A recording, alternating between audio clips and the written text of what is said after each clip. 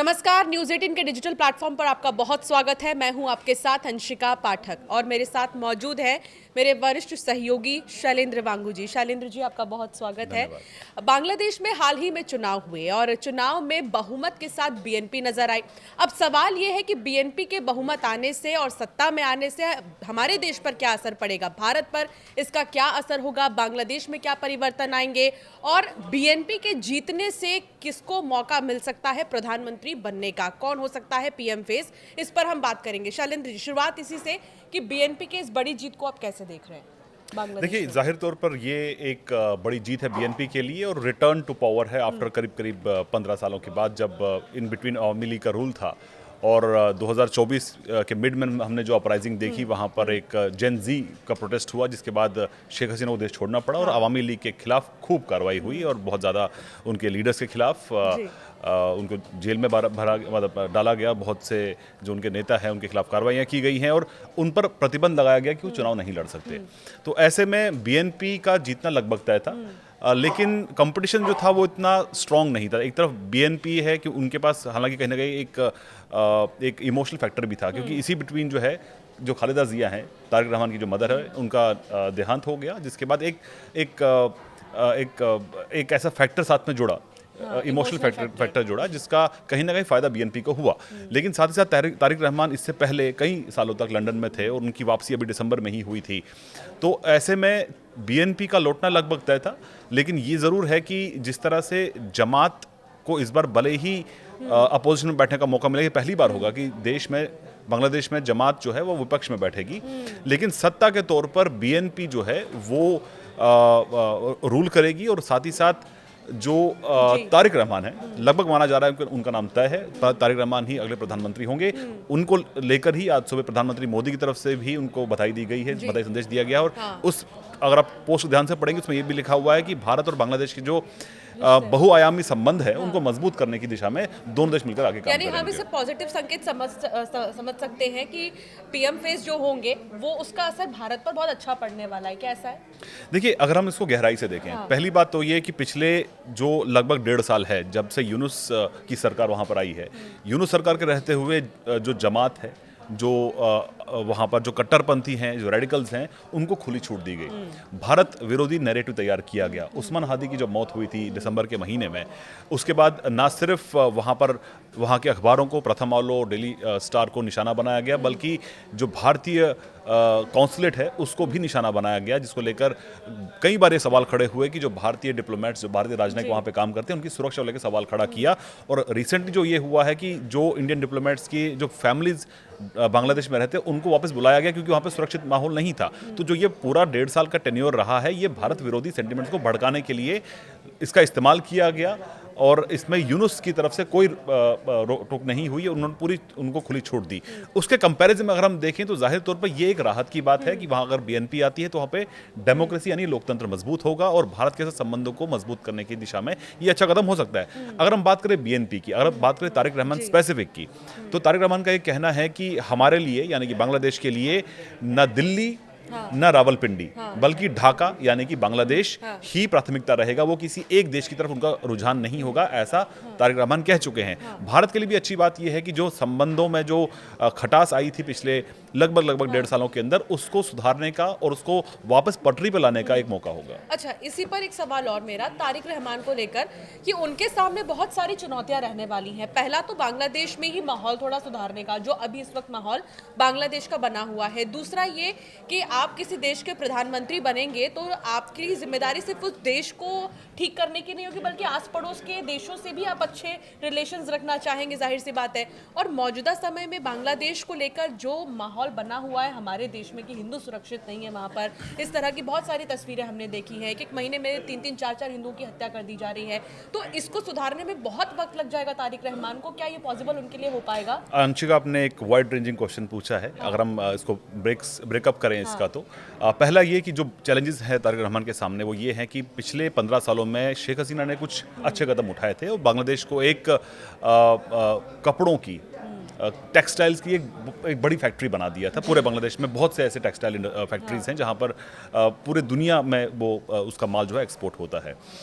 तो उसको वापस सुधारने में सबसे बड़ा चैलेंज है रिफॉर्म्स का। जिस बात को लेकर वहाँ पर लोग सड़कों पर थे, जो वहाँ पर युवा जो सड़कों पर थे, जिसके बाद मांग की गई कि शेख हसीना को हटाया जाए और रिफॉर्म्स लेके आए, वो रिफॉर्म्स यूनुस सरकार लेकर नहीं आ पाई है। उनके पास इतने पावर्स भी नहीं थे, लेकिन उन्होंने अपने तौर पे उन्होंने जो कुछ भी किया वो शेख हसीना के खिलाफ जो भी कोर्ट की कार्रवाई हुई वो सब शेख हसीना के खिलाफ वो कार्रवाई की गई। लेकिन अब तारिक रहमान के सामने सबसे बड़ा चैलेंज ये है कि कैसे रिफॉर्म्स लेके आएँ, कैसे वो जॉब्स क्रिएट करें, बांग्लादेश को इस हालत से आर्थिक स्थिति उसकी बेहतर की जाए। अगर हम बात करें माइनॉरिटीज़ की, तो तारिक रहमान ने अपने मैनिफेस्टो में भी और इससे पहले जो उनके बयान भी सामने आए हैं, उन्होंने ये कहा है कि जो अल्पसंख्यक हैं उनकी जो सुरक्षा को लेकर जो भी कानूनी ज़रूरतें होंगी, कानून को मजबूत करना होगा, उस दिशा में कदम उठाएंगे।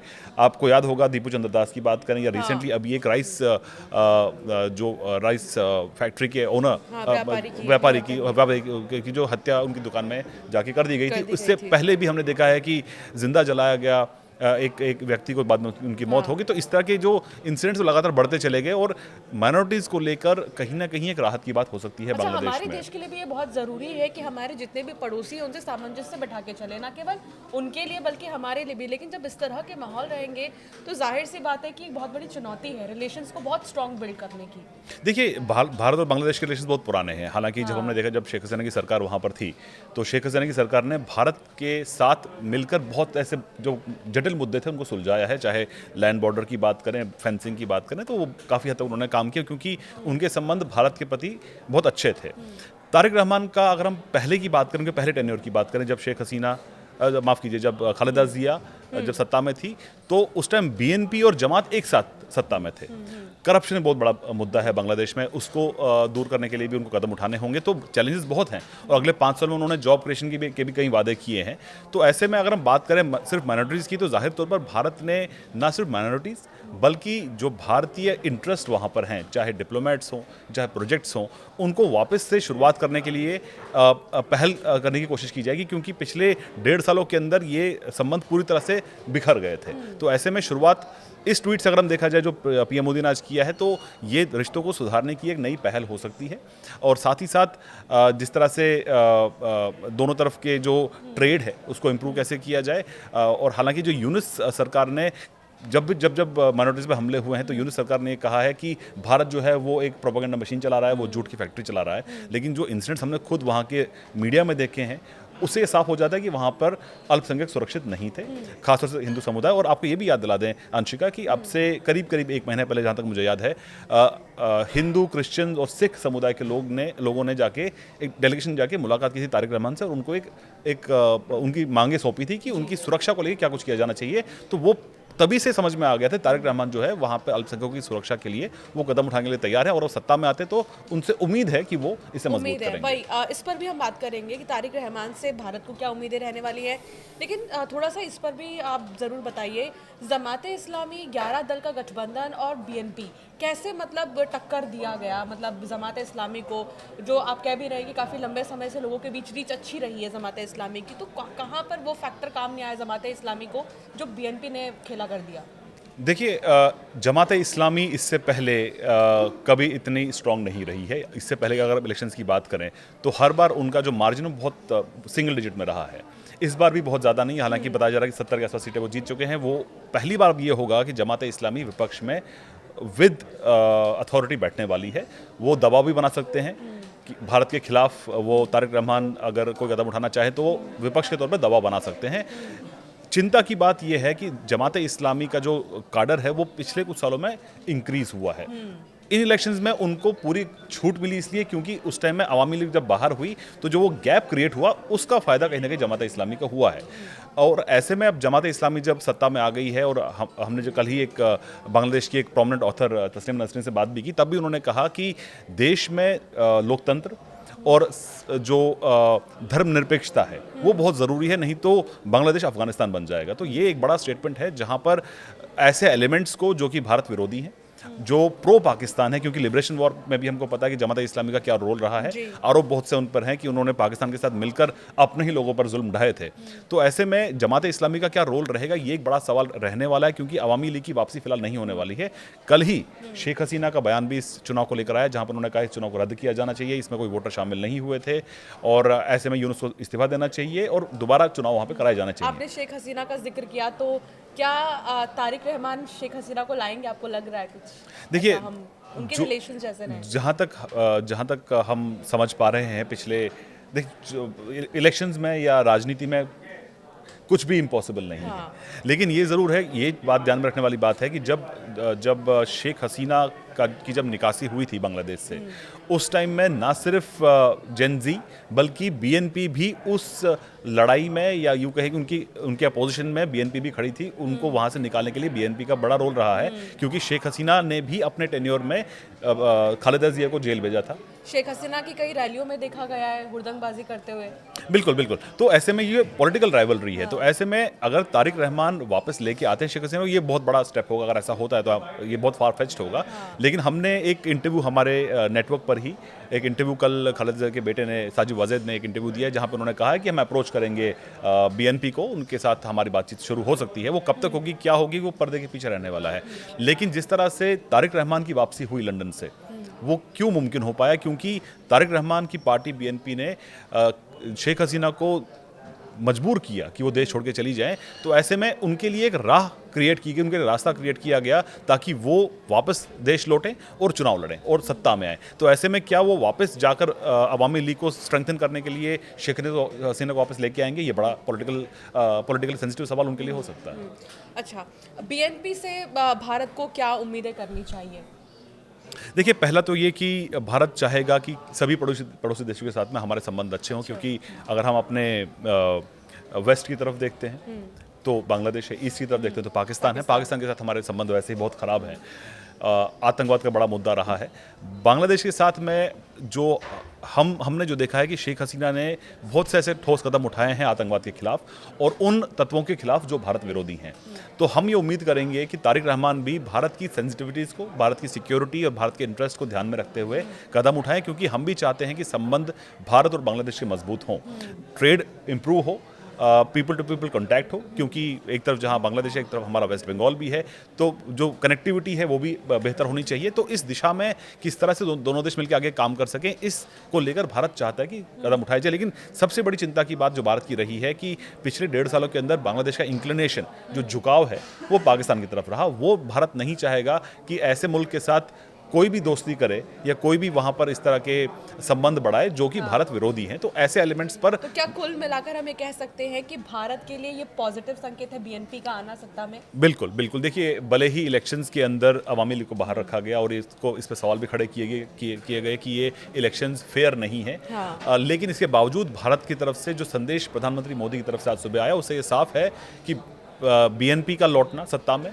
कहीं ना कहीं एक राहत की बात ज़रूर है, क्योंकि यूनुस सरकार के रहते हुए तो ये मुमकिन नहीं था। लेकिन अब ये मुमकिन है कि देश हित में जो भी होगा बांग्लादेश के, वो करेंगे। ऐसे में अगर भारत से, देखिए भारत सबसे बड़ा पड़ोसी मुल्क है बांग्लादेश का, तो भारत से बैर रखकर आप तरक्की नहीं कर पाएंगे। तो ऐसे में संबंधों को सुधारने के लिए भारत ये उम्मीद करेगा कि तारिक रहमान पर्सनली संबंध बेहतर करे। अब ये भी देखना जरूरी होगा अंशिका कि जो पहला विदेश दौरा होगा तारिक रहमान का, वो कहाँ होता है। अगर वो भारत होता है तो इंडिकेशन साफ है कि भारत उनके लिए बहुत महत्व रखता है। ये सिर्फ पड़ोस की बात नहीं है। हमने रिसेंटली ये देखा कि यूरोपियन यूनियन की बात करें, यूएस की बात करें, ट्रेड डील की बात करें, तो भारत एक प्रोमिनेंट कंट्री है। आप उसको इग्नोर करके या दरकिनार करके आप आगे नहीं बढ़ सकते हैं। तो चाहे वो ईयू के साथ ट्रेड डील हो, चाहे वो अमेरिका के साथ ट्रेड डील हो। और हाल ही में अमेरिका ने एक मैप जारी किया था जिसमें अक्साई चीन और पीओके को भी इंडिया का ही हिस्सा दिखाया था। तो ये बहुत पॉजिटिव संकेत भारत के लिए ऑलरेडी इंटरनेशनल लेवल पर दिख रहे हैं कि हमारे रिलेशंस बाकियों से कितने अच्छे बन रहे हैं। तो आप सही कह रहे हैं कि अगर तारिक का पहला दौरा भारत का होता है तो जाहिर सी बात है कि ये बहुत बड़ी बात होने वाली है। अच्छा, पाकिस्तान पर इसका क्या इफेक्ट पड़ेगा, थोड़ा इस पर भी बताइएगा। देखिए, पाकिस्तान की अगर हम बात करें, जिस वक्त सब कहते हैं पाकिस्तान का भाई है बांग्लादेश, ये पिछले 1.5 सालों में नैरेटिव बना है। देखिए, पाकिस्तान को चाहिए कि उसको ऐसा माहौल बने पूरे नेबरहुड में ताकि भारत विरोधी वो सेंटिमेंट क्रिएट हो। थोड़ा अगर हम पीछे जाते हैं तो खबर ये थी कि चाइना जो है वो एक ग्रुपिंग बनाना चाहता, कुछ देशों का ग्रुप बनाना चाहता है, जिसमें पाकिस्तान होगा, चाइना होगा और बांग्लादेश होगा, और एक कंट्री का और नाम उसमें था। तो उस ग्रुपिंग को लेकर बात आगे नहीं बनी, लेकिन बाद में बांग्लादेश की तरफ, पाकिस्तान की तरफ से प्रपोज किया गया बांग्लादेश को कि आप इस ग्रुपिंग में आइए। तो ऐसे किसी भी ग्रुपिंग का हिस्सा बांग्लादेश बनता है तो ये भारत के लिए, भारत के हित में नहीं होगा। भारत के हित में ये होगा कि एक वहाँ पर नॉर्मलसी बनी रहे, वहाँ पर एक मजबूत सरकार हो, लोगों की एस्पिरेशंस पूरी हो, लोगों के वादे पूरे हो, वहाँ पर कट्टरपंथ को बढ़ावा ना मिले। ये सबसे बड़ी चिंता है, क्योंकि हम ऑलरेडी देख चुके हैं कि पाकिस्तान में क्या हो रहा है। तो ऐसे में अगर हम पाकिस्तान की बात करें कि पाकिस्तान के हाथ से कहीं ना कहीं एक चाबी उनके हाथ से चली गई है, कि वो यूँ इसलिए कह सकते हैं क्योंकि जब शेख हसीना को बाहर किया गया तो पाकिस्तान बहुत खुश हुआ था उसको। पाकिस्तान ने कहा था ये एक ये भारत, माफ़ कीजिए, पाकिस्तान और बांग्लादेश की दोस्ती का एक नया आयाम है। तो ऐसे में अगर तारिक रहमान लौटते हैं और वो प्रो पाकिस्तान कदम नहीं उठाते हैं तो जाहिर तौर पर ये पाकिस्तान की सेटबैक तो होगा ही, क्योंकि पाकिस्तान आतंकवाद के दम पे और भारत को घेरने के लिए अगर उसको बांग्लादेश से हाथ मिलाना पड़ता है। वहाँ के पिछले दिनों में आपको ये भी होगा अंशिका याद कि पाकिस्तान से बहुत से लोग, यहाँ तक कि आतंकी संगठन से जुड़े लोग भी बांग्लादेश पहुंचे थे। तो कहीं ना कहीं उस सिचुएशन से निपटने के लिए बहुत जरूरी था कि वहां पर एक मजबूत सरकार आए जो ऐसे एलिमेंट्स को काबू में रखे। खत्म तो नहीं कर सकते, लेकिन काबू में रखें, ताकि भारत विरोधी सेंटीमेंट जो वहां पे पिछले कुछ दिनों में बना है उसको कंट्रोल किया जा सके, और साथ ही साथ भारत के साथ संबंध बेहतर करने के लिए जो भी उचित कदम हो वो उठाए जाने चाहिए। तो कुल मिलाकर हम ये कह सकते हैं कि अगर तारिक रहमान, वैसे तो लगभग तय है प्रधानमंत्री का चेहरा, लेकिन फिर भी अगर वो बनते हैं बांग्लादेश के प्रधानमंत्री तो हमारे देश के लिए बहुत अच्छा संकेत हो सकता है। एक बात मैं और जोड़ना चाहूँगा यहाँ पे अंशिका, कि पिछले 1.5 सालों के अंदर बांग्लादेश की लगातार एक मांग रही है कि शेख हसीना का प्रत्यर्पण किया जाए, और भारत ने साफ कर दिया है ऐसा नहीं होगा। रिक्वेस्ट भारत को मिली है और भारत उसको भी एनालाइज कर रहा है, जो कि टेक्निकल मामला है। लेकिन ऐसे में प्रत्यर्पण किया जाएगा या नहीं किया जाएगा, उस प्रत्यर्पण को लेके तारिक रहमान का क्या रुख रहता है ये भी निर्भर करेगा, क्योंकि जो चीज़ें डिरेल हुई है वो इस बात को लेके हुई है कि बांग्लादेश की तरफ से लगातार कहा गया कि भारत ने शरण दी है शेख हसीना को। ये बात गवारा नहीं थी बांग्लादेश को। तो ऐसे में तारिक रहमान का शेख हसीना के प्रत्यर्पण को लेके क्या होगा, इस पर बहुत बातें निर्भर करेंगी। बात होगी। तो बहुत सारी चीज़ें हैं, और कहावत है उम्मीद पर दुनिया कायम है। हम यही उम्मीद कर रहे हैं कि अगर तारिक रहमान प्रधानमंत्री बनते हैं बांग्लादेश के तो जाहिर सी बात है वो भारत के लिए अच्छे संकेत हो सकते हैं। प्रधानमंत्री ने भी उन्हें बधाई दी है, और अब क्योंकि बम्पर जीत BNP ने हासिल की है, ऐसे में देखना होगा क्या कुछ बदलाव अब आने वाले समय में बांग्लादेश में होते हैं। बहुत शुक्रिया शैलेंद्र जी हमारे साथ जुड़ने के लिए और बातचीत के लिए।